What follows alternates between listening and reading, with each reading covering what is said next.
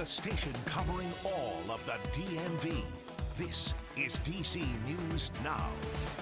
Tonight on DC News Now, gone too soon. Family and friends honoring a young Woodbridge father who police say was murdered. Two teenagers now behind bars. We're live the latest on the investigation and support pouring in from the community. Plus, thousands taking to the streets of D.C. for the 50th annual March for Life with a new focus going into 2023. We've got that full report ahead. Also,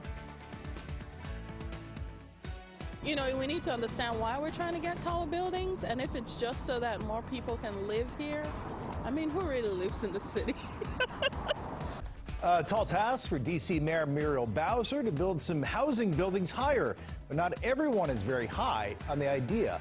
We're live downtown, the latest on this controversial proposal.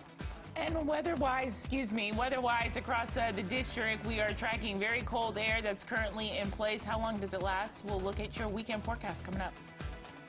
Good evening. Thanks for joining us for DC News Now at 9 o'clock. I'm Chris Flanagan. and I'm Tasmin Mahfouz. In our top story tonight, family and friends are mourning the loss of Jose Guerrero, the 20-year-old Virginia father who disappeared last month. It's a story we've been following since his family reported him missing. Yeah, on Thursday, police arrested two teenagers in connection with his death, saying he was stabbed to death in Prince William County during a drug deal. Our Northern Virginia Bureau reporter Max Marcilla joining us live from the family's vigil in Woodbridge. And Max, his family held out hope for weeks that Jose Guerrero was still alive. So tonight, understandably, had to be pretty emotional. Oh, it was extremely emotional. This is a family that, as you said, Chris, for weeks came out. They held these candle lights, they prayed together, held out hope that Jose would come back alive. So it was just so crushing when they got the news last night that police found his body. The vigil started tonight with a family friend saying, for as emotional and as sad as everyone is, that she wanted people to share stories and smile if they could, maybe even crack a laugh and really just get a chance to remember Jose. They say he was respectful, he was humble and quiet, he was loving to everyone. He was just 20 years old. He had a 10-month-old baby daughter. Tonight, family and friends remembering Jose Guerrero. He was the best friend I ever had. The most sweetest person. He always counted on me, I counted on him. He was always there for me. Tonight, the family is mourning, also hoping for justice. A family friend saying that that is the next step in this journey. Coming up at 10, you'll hear from that family friend as she reflects on Jose's life and what he means not just to his friends and family, but to this entire community. Reporting live in Woodbridge, Max Marcilla, DC News Now. All right, developing right now, the family of a D.C. teacher who died in the custody of L.A. police now suing the city of Los Angeles for $50 million. Yeah, the lawsuit alleges that 31-year-old Keenan Anderson died due to unlawful assault and battery. Anderson was a 10th grade English teacher at Digital Pioneers Academy. He died earlier this month after L.A. police stopped him for a car crash. Body camera footage shows officers subduing and tasing Anderson. The lawsuit says that he was tased at least 6 times. Police say Anderson was acting erratic, and the medical examiners found cocaine and marijuana in his system. And during a news conference this afternoon, civil rights attorney Ben Crump said Anderson died at the hands of the LAPD. He would end up dead at the end of the encounter at the hands of the Los Angeles Police Department. Then Keenan Anderson was correct. They George Floyd him. We hope to evoke change so that moving forward, my son doesn't have to live his life in fear of one day what happened to his dad may one day happen to him. And the $50 million is broken into 2 amounts, $15 million for Anderson's estate and $35 million for his 5-year-old son. All new tonight, to build taller or not. It's an ongoing debate in D.C. Yeah, and it's one that's heating up once again as Mayor Bowser lays out new housing goals for the district. Our Mariel Carbone is live in downtown D.C. for us tonight. And Mariel, by law, D.C. is very limited in how tall it can build, but the mayor wants to tweak that law. Yeah, that's right, she does. Now, Chris and Thusmeen, this is not a new argument or debate. It's been going on for years with some people wanting to protect the skyline in D.C., which shows off the Capitol and monuments, but others say we need to build taller for housing and office space. Now, today's chatter, it was really sparked by an Axios article on the issue. Today, we came downtown to ask people how they feel about it. There's something just magical and almost reverent about walking through D.C. For tourist Ladunya Kimbu, the architecture of Washington, D.C. is something that can't be matched. Yeah, I like that you can be driving and see the Washington Monument in its full glory with the sunset behind it. So the idea of building up, adding slightly taller buildings to the skyline doesn't sit well with her. You know, we need to understand why we're trying to get taller buildings, and if it's just so that more people can live here, I mean, who really lives in the city? But that's precisely the point. Earlier this month, Mayor Muriel Bowser announced D.C.'s 5-year comeback plan, which includes increasing the downtown population by 15,000 people.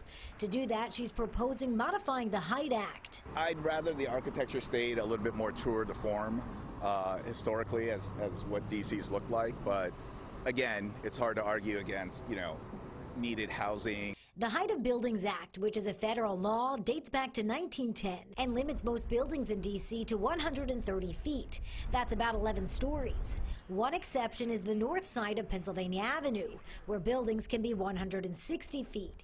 The mayor wants to raise the height limit in targeted downtown areas to match that height, allowing for more dense housing. Perhaps in other parts of the district that might be appropriate. Not in downtown D.C.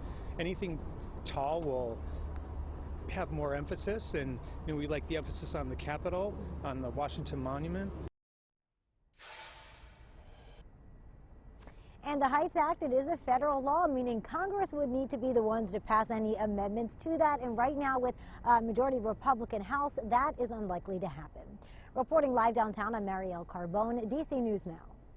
Mario, thank you. All right, as we can see from Mario's live shot there, the hat on and all, cold out there right now. Good news, there's sunshine tomorrow, but it's not going to last. Yeah, let's check in with our chief meteorologist, Janessa Webb. Janessa, we need to watch out for some storms late Sunday. Man, yeah, Chris was reading my mind. I was thinking, wow, Marielle is definitely a trooper out there because it is just downright chilly across the district. And it's really not the ambient temperature, the air temperature across the area, because we're hovering in the lower 40s, upper 30s in most spots. It's when you factor in these winds that are quite blustery out there. As I stepped out, man, you just kind of have this sporadic gusts that continue to pick up, and that's going to stay in place through tomorrow afternoon. So 38 degrees in Martinsburg, but when you factor in the winds, it feels like they're below the freezing mark. So take that in mind as you are finishing out the rest of the evening and then stepping out tomorrow morning. The winds will not be subsiding. Look at Manassas, up to 31 miles per hour, so very gusty out that way. Out towards Kaiser into Woodstock, at least 15 to 20 miles per hour. And even our eastern communities, look at Frederick to Westminster, Annapolis as well, 20 to 25 miles per hour. So hour by hour, it is back to this winter feel across the DMV with drier air sweeping in. It's going to be a fantastic Saturday afternoon, sun and kind of that cloud mix. Overnight, you can see our temperatures hovering in the middle 30s. The problem is, as Thusmeen said, we have an approaching storm system. Let's time things out and what kind of precip we will see on Sunday, guys. All right, Janessa, thanks. New details tonight in the story we've been following. Police say a student now in custody after a BB gun was located on the campus of Albert Einstein High School in Kensington, Maryland. It happened this afternoon. The school was placed on lockdown, but that lockdown has since been lifted. Investigators say they found brass knuckles, a knife, marijuana on a student before discovering the BB gun on school grounds. Right now, they're not sure if the student was actually in possession of that weapon. And developing now in D.C., police have identified the victim of a deadly stabbing in DuPont Circle. The victim is 47-year-old Mubarak Mursal. Police say it happened just before 10 p.m. Now, what led up to that deadly stabbing still remains under investigation at this hour. Police are offering up to $25,000 for any tips that lead to an arrest. Well, thousands took to the streets of D.C. for the 50th annual March for Life, this year with a new focus going into 2023. Washington correspondent Basil John brings us the details from the Capitol. People from all across the country marched in Washington, D.C. Friday to make their voices heard and stand against abortion. Should we still march? This is the 50th year of the anti-abortion march, but the first one since the Supreme Court struck down the federal right to an abortion. We will march until abortion is unthinkable. The next phase now begins, and that's what this year's march is all about. The next steps in a post-Roe era. For Holly Montanari, this is the 20th march she has attended, and she says she's proud to see younger people coming out in support. That's really what motivates me to keep coming back and supporting them too, because they're going to have another fight on their, on their hands, even now that it's at the state level. Many at the march say even though the Supreme Court overturned Roe v. Wade, they came out to march because they say there's still more work to do. It's not just the laws, but to change people's minds as well. We are a pro-life generation, and we are going to be the ones not only to overturn Roe, which we've already done, but to end abortion throughout all 50 states. Congress was not in session during the event, but participants say they're still sending a strong message to lawmakers. Stand with us for the human rights of every human being. Reporting in Washington, I'm Basil John. Meanwhile, abortion bills in Virginia are getting their first hearing this year's legislative session, but they're not likely to become law anytime soon.